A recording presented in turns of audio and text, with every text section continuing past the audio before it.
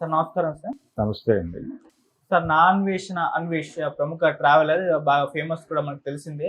ఇతను మొదటి నుంచి కూడా బెట్టింగ్ యాప్ ప్రమోట్ చేస్తుంది ఎవరు అని చెప్పేసి రీసెర్చ్ చేసి వీడియోలు చేసి పోస్ట్ చేయడం మనం చూసాం సార్.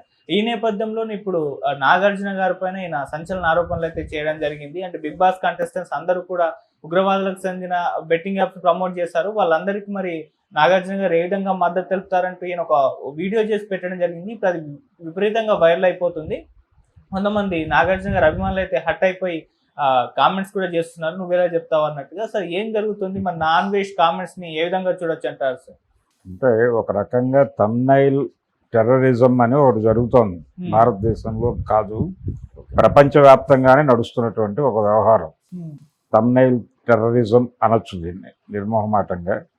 అలా నాగార్జునని దాదాపుగా పాకిస్తాన్ మనిషిగా ముద్ర వేస్తూ, ఆయన భారత వ్యతిరేకిగా ముద్ర వేస్తూ, ఆయన్ని వెంటనే ఉరి తీయాలి, లేకపోతే కాల్చి చంపేయాలి అన్న లెవెల్లో థంబ్నైల్స్ పెట్టి ఈ వార్తని గత వారం రోజుల నుంచి సర్క్యులేట్ చేస్తున్నారు. ప్రధానంగా ఈ కాశ్మీర్లో ఆ ఇన్సిడెంట్ జరిగిన తర్వాత, 27 మంది మరణాలు సంభవించిన తర్వాత దీనికి ఒక ప్రాధాన్యతనిచ్చి బాగా పుష్ చేస్తున్నారు. జనంలోకి వెడుతోంది. జనం ఏంటనే ఒక క్యూరియాసిటీ చూస్తున్నారు.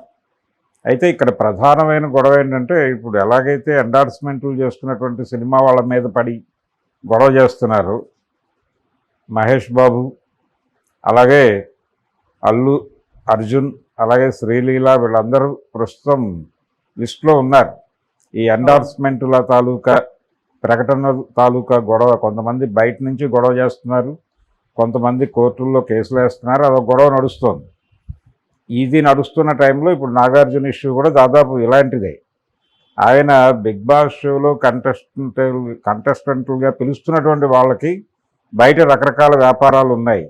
అంటే వాళ్ళు పాపులర్ అయ్యారు, ఒక ఏరియాలో పాపులర్ అయిన వాళ్ళని పిలుస్తున్నారు అక్కడికి. ఈ ఒక ఏరియాలో పాపులర్ అయిన వాళ్ళని బిగ్ బాస్ షోకి పిలవడం మాత్రమే కాదు, చాలామంది మా ప్రకటనలు చేయండి, మా ప్రోడక్ట్స్ని మీరు ఎక్కడో చోట ప్రమోట్ చేయండి అని అడుగుతున్నారు.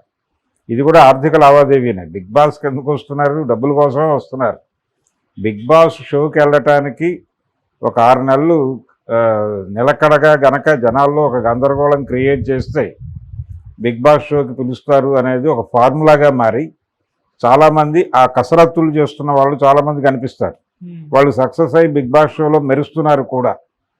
ఇదొక ప్రోగ్రాం నడుస్తోంది ప్రస్తుతం సమాజంలో. ఇది అన్ని లాంగ్వేజెస్లోనూ ఏ భాషల్లో బిగ్ బాస్ నడుస్తుందో అన్ని చోట్ల నడుస్తున్న గొడవే. అయితే ఇలా సెలబ్రిటీలుగా మారుతున్నటువంటి సాధారణ ప్రజలు, వీళ్ళని టార్గెట్ చేయటం బిగ్ బాస్ మాత్రమే కాదు చేస్తోంది, ఈ యాప్ల వాళ్ళు కూడా టార్గెట్ చేస్తున్నారు. చేసి ఏదో పద్ధతిలో వాళ్ళ ఫోన్ నెంబర్ సంపాదించి ఎక్కడో చోట వాళ్ళని కలిసి వాళ్ళకు ఒక ట్రీట్ ఇచ్చి, మా ప్రోడక్ట్ని కొంచెం ప్రమోట్ చేయండి, దానికి మేము ఇంత డబ్బులు ఇచ్చుకుంటాం అనడంతో వీళ్ళు ఎటువంటి ఎక్స్పెక్టేషను లేకుండా వీళ్ళ ప్రయాణం మొదలవుతుంది. మొదలైన తర్వాత ఇది తమ కష్టానికి వచ్చిన గుర్తింపుగా భావించి వాళ్ళు ఓకే చెప్తున్నారు. ఓకే చెప్పిన తర్వాత దాన్ని ప్రమోట్ చేస్తున్నారు. అది ఎక్కడో ఇరుక్కుంటుంది. ఇరుక్కున్న తర్వాత వీళ్ళందరూ లైన్లోకి వస్తున్నారు, నోటీసులు వస్తున్నాయి, వీళ్ళకి విచారణకు రమ్మని పోలీసులు పిలుస్తున్నారు. ఈ సజ్జన్నార్ గారు మొదలుపెట్టినటువంటి ఈ గొడవ ఇప్పుడు చాలామందిని ఆయన ఒక ఇది చేశాడు, ఒక శుభవార్త చెప్పాడు వీళ్ళందరికీ. బాబు, మిమ్మల్ని అందరినీ అప్రూవర్లుగా మార్చేసుకుని వాళ్ళ మీద కేసులు పెడతాం, మీరు సాక్షులుగా ఉంటారు తప్ప కేసులో మీరు ఉండరు అని చెప్పి కొంత ఈ రకమైనటువంటి ప్రమోట్ చేసినటువంటి వాళ్ళందరికీ నెత్తిన పాలు పోసాడు ఆయన ఒక రకంగా. అది ఒక ఎపిసోడ్. అయితే ఇప్పుడు ఈయన ఈ ట్రావెలర్ అన్వేషణ అతను ఏం చేస్తున్నాడంటే, వీళ్ళందరినీ బిగ్ బాస్ షోలోకి అడ్మిట్ చేయటం ద్వారా వీళ్ళకు ఒక స్థాయి కల్పిస్తున్నాడు నాగార్జున. కాబట్టి నాగార్జున వీళ్ళందరికీ స్థాయి కల్పించడం వెనకాల పాకిస్తాన్ తాలూకా ఉగ్రవాదులతో ఎవరితోనో ఒక సంబంధం పెట్టేసుకుని అక్కడి నుంచి భారీగా డబ్బులు పుచ్చుకుని ఈ యాక్టివిటీ అంతా వాంటెడ్గానే చేస్తున్నాడు అన్న పద్ధతిలో ఒక ప్రమోషన్. అంటే ఆయన మాట్లాడిన ధోరణి అలా అనిపించింది. అలా అనిపించడంతో థంబ్నైల్స్ అంతకు మించి పెడుతున్నారు. దీంతో ఉన్నట్టుండి నాగార్జున టెర్రరిస్ట్ నాగార్జునగా మారిపోయాడు. అక్కినేని నాగార్జున కాస్త టెర్రరిస్ట్ నాగార్జునగా ప్రొజెక్ట్ అయిపోయి ప్రమోట్ అయిపోయి ఒక గందరగోళంలోకి వెళ్ళిపోయింది ఆయన ఇది. కాకపోతే ఆయన రియాక్ట్ కావట్లేదు, పట్టించుకోవట్లేదు, కానీ ఫ్యాన్స్ సీరియస్గానే ఉన్నారు, ఉండాలి కూడా.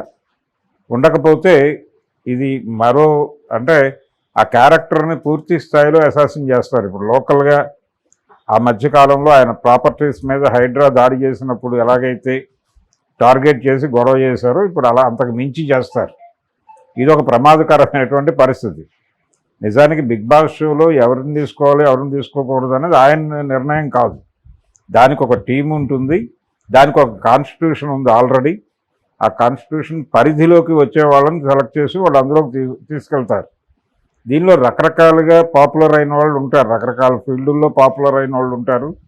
వాళ్ళందరినీ ఒకచోట పెట్టడం ద్వారా వాళ్ళ అభిప్రాయాలు ఎక్స్చేంజ్ చేసుకునే క్రమంలో వాళ్ళ మధ్య వైరుధ్యాలు ఎలా ఉంటాయి, ఒకరినొకరు ఎలా ట్రీట్ చేసుకుంటారు అనేది ఒక ఇంట్రెస్టింగ్ ఎలిమెంట్గా నడపడమే షో లక్ష్యం. కాబట్టి ఆ సెంట్రల్ ఐడియా అలాగే దాని డిజైనింగ్ అదంతా ఆయనకు సంబంధం లేదు. వారు చెప్పిన వారిని తీసుకొచ్చి ఇందులో పెట్టాలనేది అసలు లేదు. ఆయన జస్ట్ కాల్ షీట్ ప్రకారం వెళ్ళి అక్కడ వారు ఇచ్చిన స్క్రిప్ట్ ప్రకారం అభినయించి ఆ డబ్బులు తీసుకుని వచ్చేస్తాడు అంతే, అంతకుమించి వేరే లేదు. అయితే ఆయనకి ఒక యాడెడ్ అడ్వాంటేజ్ ఏంటంటే అది అన్నపూర్ణ స్టూడియోస్లోనే జరుగుతోంది కాబట్టి అదొక వ్యాపారం, ఇదొక వ్యాపారం. నాగార్జున్ని పెట్టుకోవడం వల్ల వాళ్ళకి వేరే ప్లేస్ వెతుక్కునే అవసరం లేకుండా అన్నీ అక్కడే జరిగిపోతున్నాయి. ఈ కంటెస్టెంట్ల గొడవ వీళ్ళని ఎలిమినేషన్ చేసినప్పుడు అక్కడ అన్నపూర్ణ స్టూడియోస్ దగ్గర జరుగుతున్న గొడవలు ఇవన్నీ కూడా చూసాం మనం. కాబట్టి నాగార్జునకి స్ట్రైట్ అవే ఉగ్రవాదులతో సంబంధాలు ఉన్నాయి. ఈ మాటలన్నీ చాలా దుర్మార్గంగా మాట్లాడేస్తున్నారు. అంటే ఆ రకమైనటువంటి షాడో వేయటం కూడా కరెక్ట్ కాదు. ఇప్పుడు జరిగింది దురదృష్టకరమైనటువంటి సంఘటన. ఆ సంఘటన నేపథ్యంలో ప్రతి ఒక్కరికి సానుభూతే ఉంది. నిజానికి మొన్న చంద్రబాబు నాయుడు గారు, చిరంజీవి గారు కలిసి పాల్గొన్న ఒక ఈవెంట్ చూసాం మనం.